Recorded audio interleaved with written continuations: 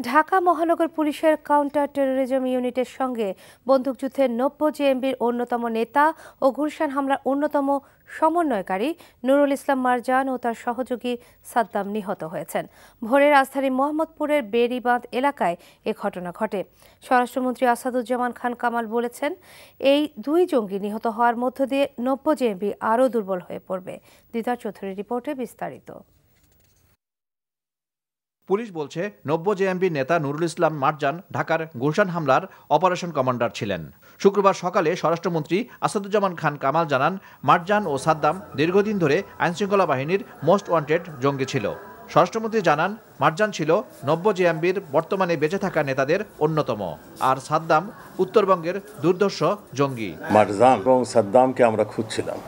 কালকে গভীর রাত্রে যখন এরা যাচ্ছিল মোটরসাইকেলে করে, তখন চ্যালেঞ্জ করলে তারাও বোমা বিস্ফোরণ করে, তখন পুলিশের গুলিতে এরা নিহত হয়।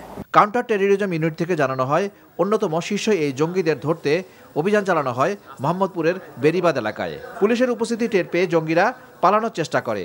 এরপর পুলিশ পাল্টা গুলি ছুড়লে তারা গুলিবিদ্ধ হয়। শুক্রবার সকালে ঢাকা মেডিকেল কলেজ হাসপাতালের মর্গে গিয়ে দুজনের লাশ পড়ে থাকতে দেখা যায়। এদিকে স্বরাষ্ট্রমন্ত্রী জানান, 90 জেএমবির অন্য সদস্যরাও আইনশৃঙ্খলা বাহিনীর নজরদারিতে আছে। সাদ্দাম এই যে যত উত্তরবঙ্গে কিলিংগুলি হয়েছে, এর সঙ্গে সাদ্দাম জড়িত ছিল।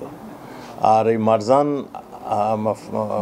মারজান হলো এই সমস্ত পরিকল্পনাকারীদের একজন, এবং সে একটু উঁচু পর্যায়ের এই সন্ত্রাসীদের নেতৃত্ব দিত।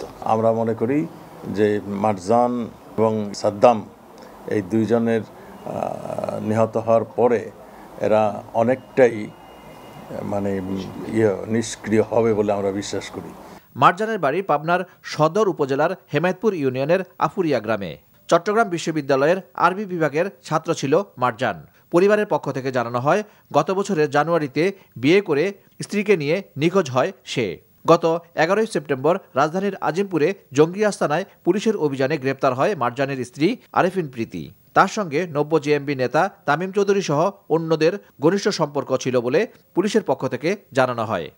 দিদার চৌধুরী, এনটিভি নিউজ, ঢাকা।